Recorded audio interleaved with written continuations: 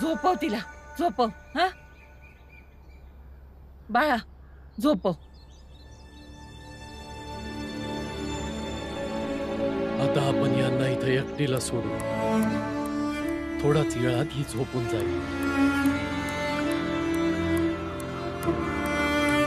या आता.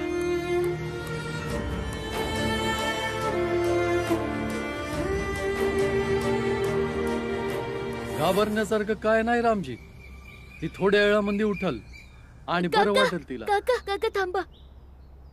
तुम्ही आई बरोबर असं काय केलं ज्यानं आईला बरं वाटायला लागलं?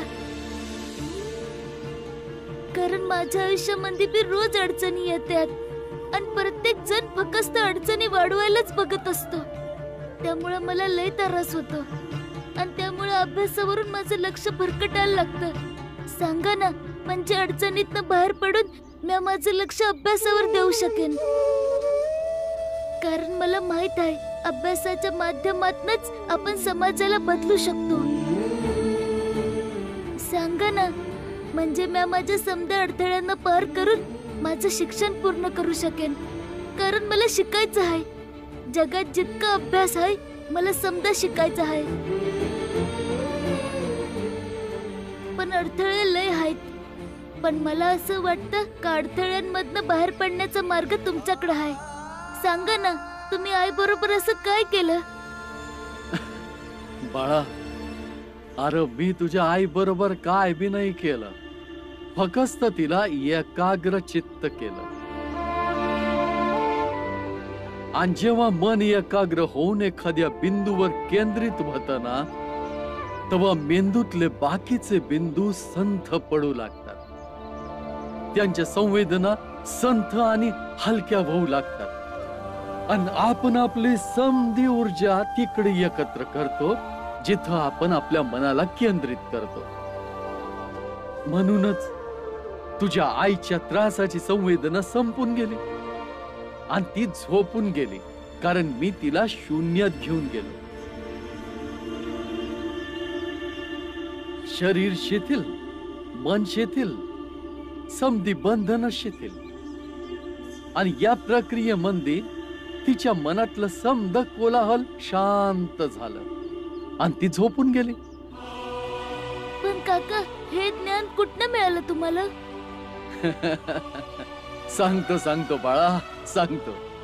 बाळा, 1857 मध्ये मी इंग्रजी सैन्याचा शिपाई होतो आणि एका युद्धात घायल होऊन एका शेतात पडलो होतो. आणि माझी पलटण मला सोडून निघून गेली. तेव्हा कुठून तरी तिथं एक बौद्ध भिक्षुक आला आणि तेव्हा त्यानं माझ्यावर शस्त्रक्रिया केली. आणि त्या वेळेला जेव्हा मला लय त्रास व्हायचा तेव्हा त्यांनी मला अशा प्रकारे त्रासातून मुक्ती दिली आणि माझा इलाज करून मला बरं केलं. भीमराव, सगळ्यात मौल्यवान गोष्ट आहे ती एकाग्रता. तू एक विद्यार्थी आहेस आणि विद्यार्थ्यासाठी एकाग्रता तेवढीच गरजेची आहे जसं पावसासाठी पाणी. मला या गोष्टीचा आनंद आहे की या कोलाहलात पण तू तुझ्या अभ्यासासाठी चिंतित आहेस आणि त्या पूर्ण करण्याचे प्रयत्न देखील करतोयस. विद्यार्थ्याची अशी लक्षणं त्याला उच्च पदावर घेऊन जातात. संस्कृतात एक श्लोक आहे, काकचेष्टा बको ध्यानम स्वान निद्रा तथैव च अल्पाहारी गृहत्यागी विद्यार्थी पंचलक्षणम. म्हणजेच कावळ्यासारखा प्रवास करणारा, बगळ्यासारखं ध्यान धरणारा, कुत्र्यासारखी झोप, जराशा आवाजानं सावध होणारा, कमी जेवण करणारा, घराचा त्याग करणारा, ही सगळी सर्वश्रेष्ठ विद्यार्थ्याची लक्षणं आहेत. घराचा त्याग म्हणजे मला घराचा त्याग बी करावा लागेल? नाही बाळा, असं नाही आहे. ही लय जुनी गोष्ट आहे. जेव्हा शिकवण ऋषी मुनींच्या द्वारे दिली जायची आणि ऋषी जंगलामध्ये राहायचे, म्हणून विद्यार्थ्यांना शिकवण घेण्यासाठी स्वतःचं घर सोडून जंगलात जाऊन राहावं लागायचं. पण आता अशी गोष्ट नाही आहे. आता शिकवण जंगलातून बाहेर पडून नगरामध्ये आली आहे. त्यामुळे आता आपलं घर सोडायची गरज नाही. पण बाबा, शिक्षण घेण्यासाठी मला घर सोडून जावंच लागल. भीमबाळा, कुठं जाशील? 7 समुद्र पार. मला तिथं जाऊन शिकायचं आहे. मला बी ते शिक्षण घ्यायचं आहे, जे घेऊन मुठभर गोरी लोक आपल्या देशात शासन करतात. पण त्यांचं शिक्षण घेऊन मी या देशावर शासन नाही करणार, पण आपल्या लोकांना या शासनामध्ये भागीदार तर बनवू शकल ना. म्हणजे यापुढे ना कुणी आपली हिर अडवू शकन, ना आपला मार्ग.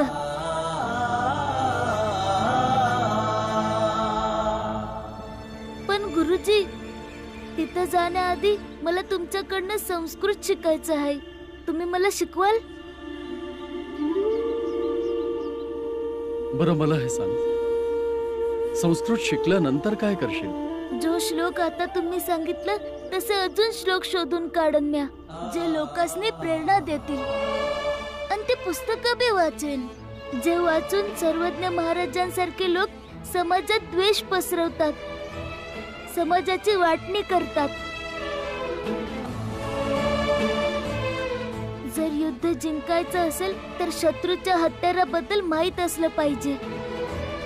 आणि सर्वज्ञ महाराजांसारख्यांचं मुख्य हत्यार त्यांची पुस्तकं असतात. भीमबाळा, तुला एक साथ काय काय करायचं? समद काही. बाबा, आपल्या बरोबर पण एकत्र समद काही होत असतं ना. बाबा, मला समद जाणून घ्यायचं आहे, समद करायचं आहे. आणि सर्वात आधी हे जाणून घ्यायचं आहे की धर्म काय आहे.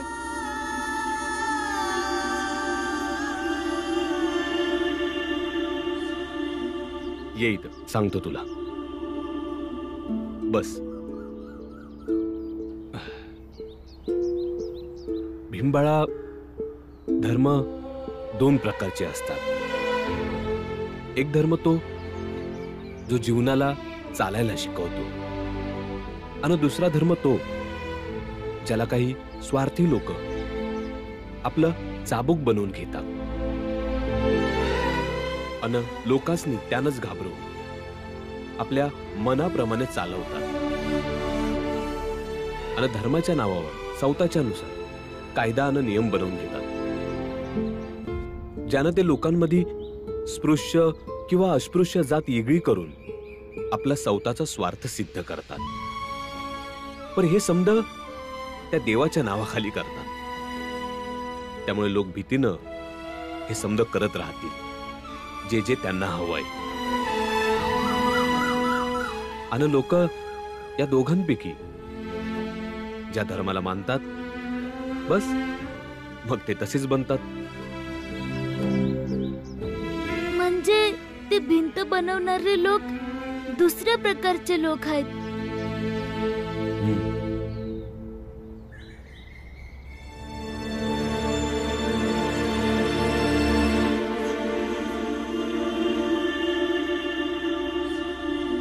यांना भिंती बनवण्यापासून थांबवावं लागेल. हळूहळू अडचणी वाढत चालल्या आहेत. काहीतरी मार्ग काढावा लागेल. माझ्याकडे या अडचणींवर एक मार्ग आहे, पण मला हे कळत नाहीये की हे होईल कसं काय. जी प्रशासन व्यवस्था स्वतःच्या इच्छेने आपल्या बरोबर येऊ शकली नाही, ती नाईलाजाने आपल्याकडे आली तर आपलं काम होऊ शकतं. पण हे समज कसं होणार तेच तर कळत नाहीये.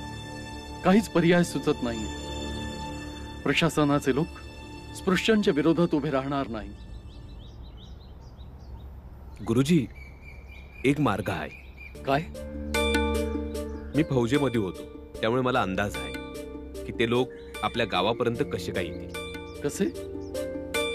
त्यासाठी आपल्या समद्या जातीच्या लोकांना एकत्र यावं लागेल. ठीक आहे, मी लोकांना एकत्र करतो. मी पण भीमरावला घेऊन तिकडेच येतो. गुरुजी, राहू द्या. त्यानं काहीतरी बघितलं असेल, काहीतरी समजण्याचा प्रयत्न करत असेल. हे समज त्याला गोंधळात बी टाकल आणि बाहेर बी काढ. होऊ दे गोंधळ त्याच्या मनामध्ये. चला गुरुजी, आपण आपलं काम करूया. या. वय वय बांध बांध बांध वर बांध. वय वय करतोय. बघून घे डोळे फाडून बघून घे, कारण जेव्हा ही भिंत उंच होईल ना तेव्हा काय बी नाही दिसणार. पण या उंच भिंतींनी तुम्हाला काय मिळणार आहे? फक्त फायदा एवढाच होईल की आम्ही समजा अस्पृश्यांना एकत्र कैद करणार. कैद. पण ही कैद तर आम्हासने मिळेल, तुम्हासने काय मिळेल? काय आहे ना भावांनो, जो भीमराव आपल्याला त्याच्या शब्दांमध्ये गुंडाळेल याला महाराजांचेच शब्द समजतात. जा महाराजांना विचार. जा जा जा निघित ना. चल जा. चला पटापटा काम करा. केतन हे लवकर लवकर. वय वय.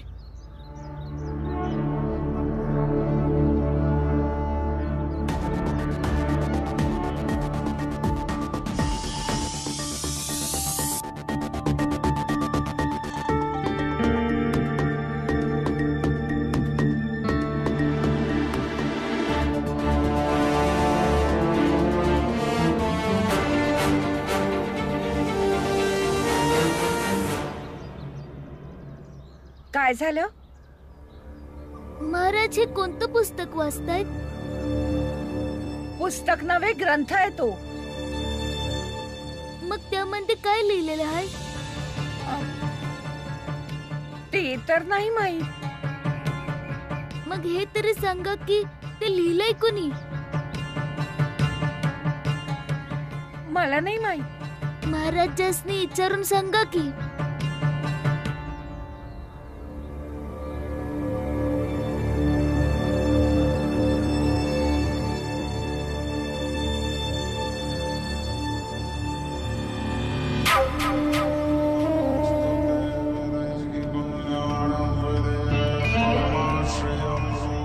बोल, आता का आला आहेस इथे? महाराज, जे पुस्तक तुम्ही वाचताय ते कोणी लिहिलेलं आहे? मूर्ख, अधम, कुणी लिहिलं आहे यापेक्षा हे जाणून घेणं खूप महत्वाचं आहे की यामध्ये काय लिहिलं आहे. यामध्ये लिहिले गेलेल्या एका एका शब्दाचं पालन करणं म्हणजे जीवन आहे. या निसर्गामध्ये प्रत्येक कणाची आपली जागा ठरलेली आहे. आपल्या व्यक्तीमध्ये जीवन व्यतीत करण्यामध्येच मोक्ष आहे. हा असो, तुला काय समजेल हे सगळं? तू तर एका अस्पृश्य जातीचा अज्ञानी आहेस. मला नाही माहित. मला एवढंच जाणून घ्यायचं आहे का पुस्तक कोणी लिहिलेलं आहे. आपल्या अस्तित्वापासून लांब जाण्याची चेष्टा करू नकोस. एवढं ज्ञानशास्त्र तुझ्यासाठी चांगलं नाहीये.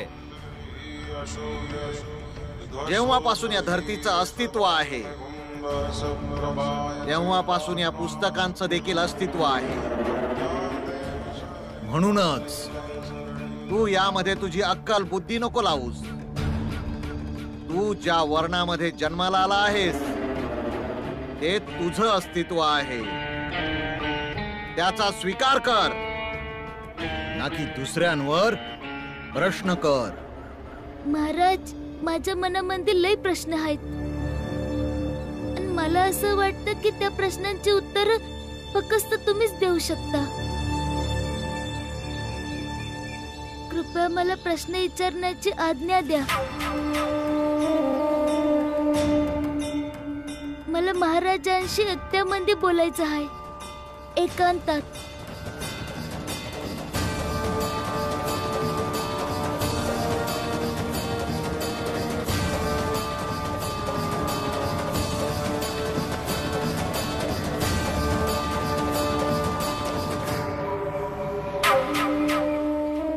बोल, काय विचारायचं आहे? मोठ्या विनम्रतेने बोलायचं आहे महाराज. का मी काय बी असलो, पण हे तुम्ही नाही ठरवायचं. ना तुमचं कोणतं पुस्तक ठरवल. अण्णा तुमचं प्रवचन, अण्णा तुमचा समाज ठरवेल. मग कोण ठरवेल? आम्ही ठरवू. आज ठरवू, उद्या ठरवू किंवा वर्षानंतर ठरवू, पण ठरवणार तर आम्हीच. कारण सौताला समजणं आणि त्यानुसार सौताला ठरवणं आम्ही शिकतोच आहे. कदाचित तोपर्यंत आपलं अस्तित्व असेल किंवा नसेल बी, पण आमचा बदल घडत राहील. आणि या बदलामध्ये ही पुस्तकं बी बदलत राहतील. आणि असं बी होईल का या बदलामध्ये काही पुस्तकांचं अस्तित्वच संपून जाईल, ज्यामध्ये समानतेचा, न्यायाचा, करुणेचा, प्रेमाचा उल्लेखच नसेल. कारण त्या वेळेला ज्या पुस्तकांमध्ये या समध्याविषयी लिहिलेलं असेल तोच त्या वेळेचा सर्वात मोठा ग्रंथ असेल. ही गोष्ट आज मला माझ्या बाबा आणि गुरुजींनी सांगितली. पण मी विचार केला, म्हटलं तुम्हाला येऊन सांगावं, कारण तुम्ही सांगितलेल्या गोष्टी लोक कान आणि डोळे बंद करूनही मान्य करतात. आणि हे सगळ्यात जास्त तुम्हाला समजायला हवी. लहान आहेस, निर्बुद्ध आहेस. निर्बुद्ध असतो तर त्या दोन्ही मुलींना हितनं जायला सांगितलं नसतं. कारण त्या दोघींसमोर मी काय बोललो असतो तर तुम्हासनं वाटलं असतं का मी तुमचा अपमान करतोय. आणि हिथं मी तुमचा अपमान करायला नाही आलो. आत्मा आणि परमात्म्याला ज्यांनी एक केलं आहे त्यांच्यासाठी कसला मान, कसला सन्मान, कसला अपमान. परंतु तुला नाही समजणार. आत्मा परमात्मा यांना जर समजायचं तर एक संकल्प घ्यावा लागेल. आपल्या शरीराला आणि मनाला एकाग्र करून एका गहिऱ्या चिंतनामध्ये बुडावं लागतं. अरे मोठमोठ्या लोकांना ह्या गोष्टी समजल्या नाहीत तर मग तू तर एक अस्पृश्य जातीचा अज्ञानी आहेस. तर तुला काय समजतील या गोष्टी? माझ्या आईला औषध द्यायचं होतं आणि औषधासाठी पाणी पाहिजे होतं. आणि तुम्हाला मानणारे लोक भिंत उभारण्यासाठी पाण्याचा वापर करत होते, पण मला पाणी नाही दिलं. जर हेच तुमच्या चिंतनाचं सार आहे तर हे चुकीचं आहे.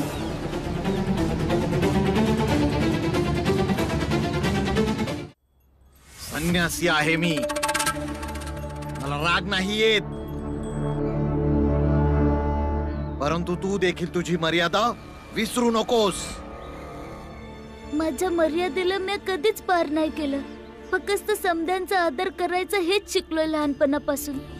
तुमचा बी आदर करतो म्या, पण त्याच्या बदल्यात जर तुम्हाला माझ्या बाबा आणि दादा सारखं चिरडून टाकायचं असेल तर चिरडून टाका. याने आम्ही गप्प तर नक्कीच बसू, पण विचार करणं नाही सोडू शकत. आणि विचार करणारा व्यक्ती स्वतःच्या विचारांवर चालतो आणि त्याला वास्तवात बदलताना बघतो बी. आणि असं आमच्या बरोबर कधी ना कधी नक्की होईल. विचारच करत राहशील, होणार काहीच नाही. काहीच नाही बदलणार. आम्ही असेच राहू. आमची पुस्तकं अशीच राहतील, शिकवण देत राहतील येणाऱ्या पिढ्यांना की आमच्या सारख्यांना कसं राहायचं आहे आणि तुम्हा लोकांना कसं ठेवायचं आहे. मग असं पुस्तक लोक वाचनच सोडून देतील. जे पुस्तक लोकांना द्वेष करायला शिकवतो, जे त्यांच्यात फूट पडतात, अशी पुस्तकं लोक वाचणारच नाहीत. आणि मग एक नवीन पुस्तक लिहिलं जाईल ज्याचं नाव असेल माणुसकी आणि आधार असेल बंधुत्व. आणि ते पुस्तक सगळ्यात श्रेष्ठ असेल.